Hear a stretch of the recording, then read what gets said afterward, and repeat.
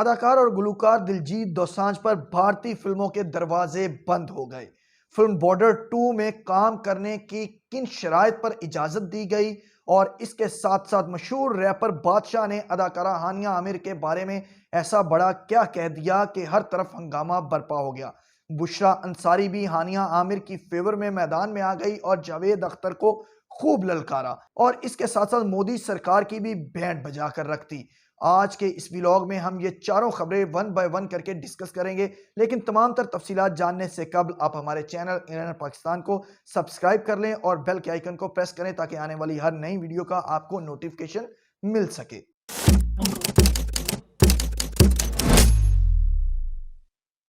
अस्सलाम वालेकुम नाजरीन, मैं हूं मोहम्मद कुर्बान और आप देख रहे हैं इनर पाकिस्तान। नाजरीन, भारतीय अदाकार और गुलकार दिलजीत दोसांझ पर भारतीय फिल्मों के दरवाजे बंद होने लगे हैं। मुश्किलात हैं कि थमने का नाम नहीं ले रही। आए रोज कोई ना कोई नई मुश्किल का उनको सामना करना पड़ रहा है। जब से उन्होंने फिल्म सरदार जी 3 पाकिस्तान समेत दीगर ममालिक के सिनेमा घरों की जीनत बनाई है और फिल्म की रिलीज के ममालिक की लिस्ट से भारत को माइनस किया है, तब से उनकी मुश्किलात बढ़ती ही चली जा रही हैं। अब federation of India cine employees ने एक और खत लिखा है तमाम जितने भी फिल्म प्रोड्यूसर्स हैं और ऑर्गेनाइजेशंस हैं उनको कि अदाकार और गुलकार दिलजीत दोसांझ का मुकम्मल तौर पर बाइकाट कर दिया जाए और इन्हें किसी भी नई भारतीय पंजाबी फिल्म में या फिर बॉलीवुड की फिल्म में कास्ट ना किया जाए। इन्होंने मुल्क के साथ गद्दारी की है और ये गद्दारी का उन पर जो मुकदमा चलाया जा रहा है वो ये है कि उन्होंने अपनी फिल्म सरदार जी 3 में पाकिस्तानी डिम्पल गर्ल अदाकारा हानिया आमिर को कास्ट किया और फिर पहलगाम वाक़े के बाद उनको कास्ट से निकाला नहीं, उनकी जगह किसी नई अदाकारा को फेडरेशन के फैसले के मुताबिक कास्ट नहीं किया और ना ही नए सिरे से इसकी अक्सबंदी की गई और इसको पाकिस्तान समेत दुनिया भर के सिनेमा घरों में फिल्म को रिलीज भी कर दिया गया। तो उन्होंने कहा कि इन्होंने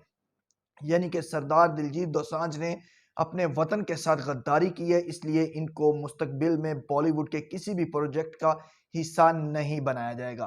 federation of India cine employees ने एक और ख़त जो है वो नरेंद्र मोदी को भी लिखा और इसके साथ साथ वजारत दाखिला को भी लिखा कि अदाकार दिलजीत दोसांझ का पासपोर्ट जो है मनसूख कर दिया जाए और भारत की शहरियत जो है उससे भी इनको फारिग कर दिया जाए, भारतीय शहरियत भी इनकी ख़त्म कर दी जाए। जिसके बाद नरेंद्र मोदी की तरफ से भी एक जो वज़ीर-ए-आज़म हाउस की तरफ से भी लेटर जारी किया गया। इसके साथ साथ बीजेपी के जो कौमी तर्जुमान थे आरपी सिंह खालसा, उन्होंने भी एक प्रेस रिलीज भी जारी की और अपने ट्विटर अकाउंट मौजूदा एक्स पर भी एक स्टेटमेंट अपलोड की। कहा कि दिलजीत दोसांझ हमारा कौमी एहसास है और बैनुल-अक़वामी सतह पर हमारे सकाफती सफ़ीर हैं, उनके साथ इस तरह का रवैया नहीं अपनाया जा सकता क्योंकि सरदार जी 3 की जितनी भी शूटिंग की गई है वो पहलगाम वाक़े से पहले की गई है। अगर बाद में की गई होती तो फिर उन पर यह प्रेशर डाला जा सकता था कि हानिया आमिर को निकाला जाए, लेकिन अब उनकी शहरियत मनसूख करना या फिर पासपोर्ट जो है उसको कैंसिल करना किसी तौर भी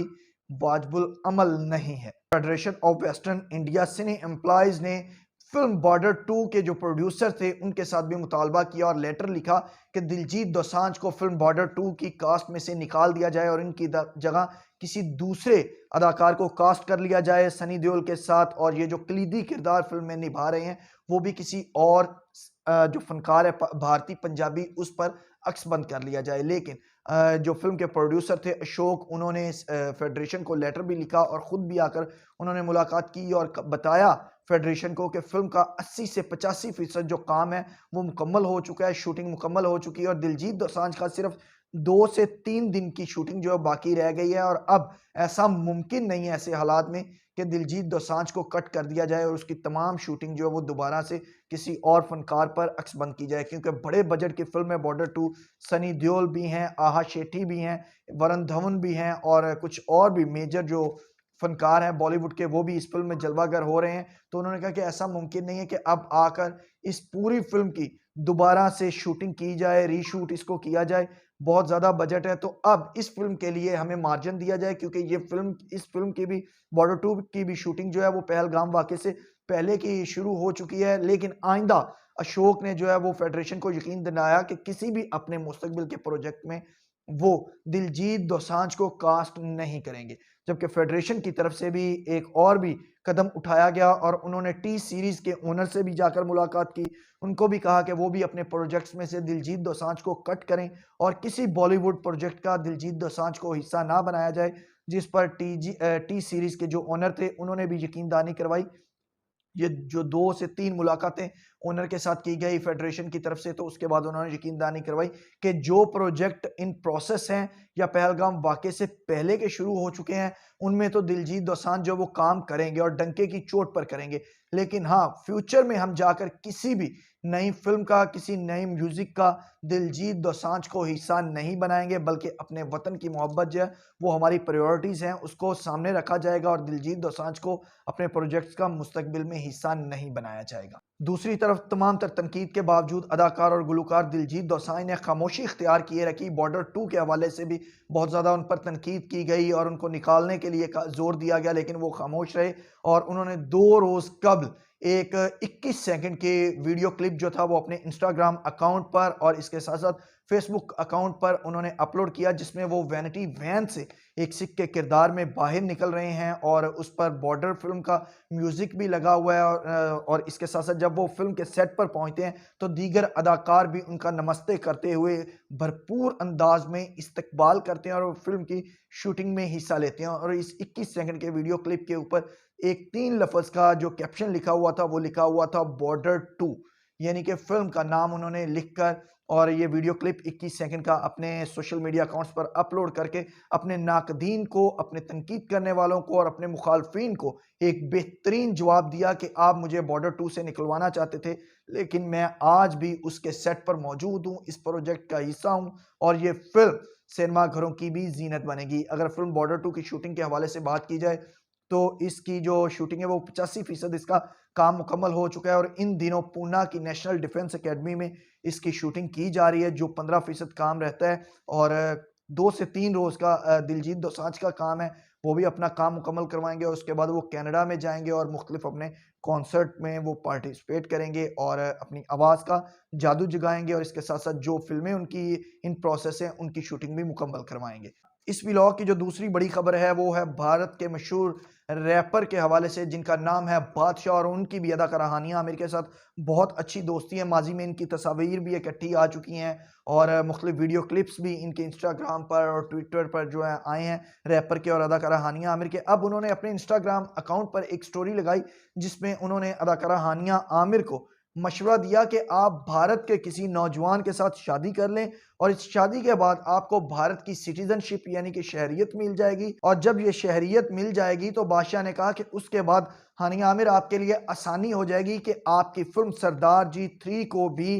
भारत में रिलीज कर दिया जाएगा, क्योंकि आप भारत की नेशनल होंगी, इसलिए दिलजीत दोसांझ भी भारत के नेशनल है तो फिर एतराज़ भी किसी को नहीं होगा और आपकी फिल्म भारत में रिलीज भी हो जाएगी। आज के व्लॉग की जो तीसरी बड़ी खबर है वो है अदाकारा बुशरा अंसारी के हवाले से, जिन्होंने हर धर्म भारत को और इंतहा पसंद हिंदुओं को ललकारा है और कहा है कि आप एक मासूम खूबसूरत डिम्पल गर्ल लड़की, नौजवान लड़की हानिया आमिर से आप घबरा गए हैं, डर गए हैं, खौफजदा हो गए हैं कि एक फिल्म सरदार जी 3 में जिसमें उसने काम किया है तो आपके छक्के छूट गए हैं और आपने उन पर तनकीद करना शुरू कर दी और इतने ज़्यादा आप डरे हैं और खौफज़दा हुए हैं कि आपने कहा है कि उस लड़की की फ़िल्म हम भारत में रिलीज़ नहीं होने देंगे, बल्कि आपका तनकीद का सिलसिला है कि वो रुकने का नाम नहीं ले रहा, जबकि ये फ़िल्म पाकिस्तान समेत दुनिया भर के सिनेमा घरों में रिलीज़ हुई और वहाँ पर बॉक्स ऑफिस पर खूब माल समेट रही है, डॉलर और पाउंड इकट्ठे किए जा रहे हैं। पाकिस्तान से भी इस फ़िल्म ने अपने रिलीज़ के पहले हफ्ते में 16 करोड़ 85 लाख रुपए का बिज़नेस किया, जबकि इंटरनेशनली ये अब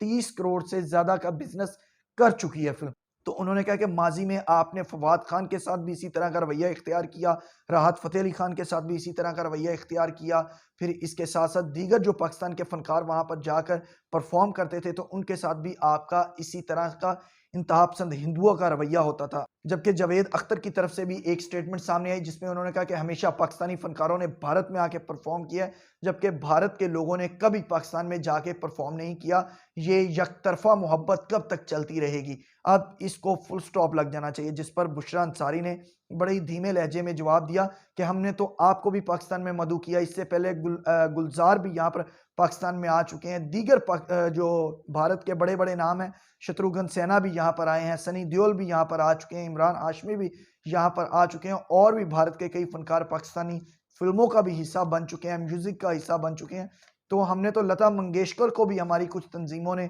और ऑर्गेनाइजेशन ने इनवाइट किया था कि आप यहाँ पर आएँ, परफॉर्म करें। तो शायद लता मंगेशकर जो है वो बहुत लेजेंड गुलकारा थी, तो उन्होंने आना मुनासिब नहीं समझा। उसकी वजह सिक्योरिटीज़ राय भी हो सकती हैं या फिर उन्होंने शायद मुआवजा बहुत ज़्यादा मांग लिया था, तो इस वजह से वो पाकिस्तान में नहीं आई और यहाँ पर आकर उन्होंने परफॉर्म नहीं किया।